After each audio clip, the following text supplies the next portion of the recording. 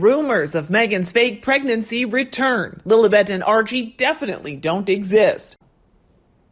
Recently, we found that members of the production team that supported the Oprah Winfrey interview found several moon bumps lying around.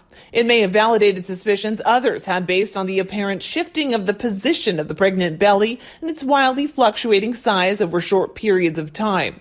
The baby bump did things like dropped from the abdomen down to over the knees and then bounced back up into the abdomen in published photographs taken over a brief few-minute span. Some of these photos even appear on the internet in response to this question, but the sequence shown here does not appear to contain all of the shots I've seen.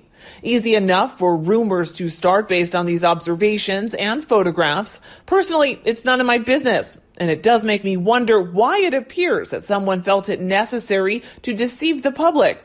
Does it have anything to do with the law that prohibits children born to surrogates from inheriting the throne? Besides that, there is news circulating that the surrogate has breached the NDA because she wasn't paid in full. Apparently, the Duchess of Sussex made many demands of her, including that she consumes a certain expensive diet. She's not been fully reimbursed for it, and in addition, I'm unsure of whether or not the surrogate was even fully paid for her services. It appears that it was a grab the baby and skip out maneuver. Prince Harry has a history of trying to avoid paying his bills. For instance, he once tried to stiff a bar for a $5,000 tab. When they demanded that he paid, he exclaimed, "Don't you know who I am?"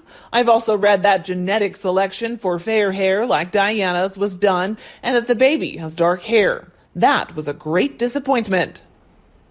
Never mind the fact that lots of babies are born with one color hair or eyes and that the colors change as the child matures. Finally, it appears that the baby was given to the Duke and Duchess of Sussex because the nanny just quit or was fired. Too much fighting in the household and too many outrageous demands from the Duke and Duchess of Sussex regarding baby care and behavior. Sorry, but just had to say that the rumor started when the moon bump Meghan was wearing slipped and was photographed hanging down above her knees. Also, the photographs were one day her stomach was flat and the very next day her belly looked heavily pregnant. That provided the impetus for the rumors over her wearing moon bumps. That and the way she was able to squat in the chicken pen. I don't remember ever attempting to squat when I was pregnant. I think that would put too much pressure on the baby. Come to think of it, could it be the main purpose of all those black and white sepia photographs to emphasize this woman and married to Harry, or just because it's easier to obscure detail? While none of it is proof, there are many photos that seem to show major differences in how far along she was in her pregnancy. In the photo they released announcing her second pregnancy, she looked pretty far along. A month later in the Oprah infomercial, she seemed to be at different points in the pregnancy. Seated across from Oprah wearing her designer dress, she looked smaller than she did in the announcement photo. Now I realize black can be slimming, and when they're in the chicken coop, the bump is up to her breasts, threatening to overtake them. How did she hide that with that dress? It just isn't possible. And then to make matters worse, all the photos of her holding the bump up, hand firmly placed under the very bottom, and she's afraid the baby will drop out. It's no wonder the rumors started. Well, I don't know how it came about, but anyone with two eyes that could see, it's very obvious that she was not looking pregnant in the sense of what most of us women know. Whatever she had underneath her clothes was moving and not in the sense of feeling the movement of the baby. The bump would move from side to side and way down on time. Plus, looking at all the bump photos and the active attention that she brought to said bump is what made people start investigating. If she had a surrogate, I wouldn't judge her in the slightest. I'd applaud her strength, and how could she help others dealing with the emotional tornado I'm sure any woman would have faced with the same situation? She truly could have done good shedding light on surrogacy. It shouldn't matter that her kids don't have titles since they don't have a chance at ever ruling anyhow, and they aren't even in a place that recognizes them. She really could have been someone if she tried to understand the rules and just been honest. I think she is always living in a state of delusion. I really don't know, but it seems like so far in her life, she's escaped being committed to her for unhealthy lifestyle of being so deceptive or hurtful to the people she once loved and admired. Or, as in the case of the Queen and royal family, the people who have provided her with the luxurious lifestyle that she's enjoying, it seems her utmost goal in life is to destroy them.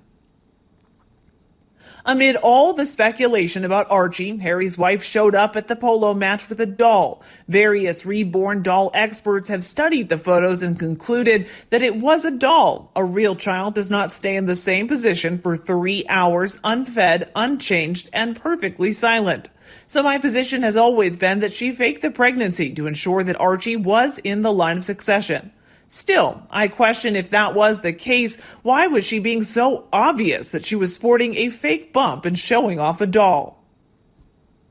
Then a couple of days ago, I came across a video from a year ago, Tarot by Janine. A card reader, complete rubbish. No, she was very accurate and everything she said has transpired. She also answered a question that had been bugging me for a very long time. Meghan's so-called pregnancy.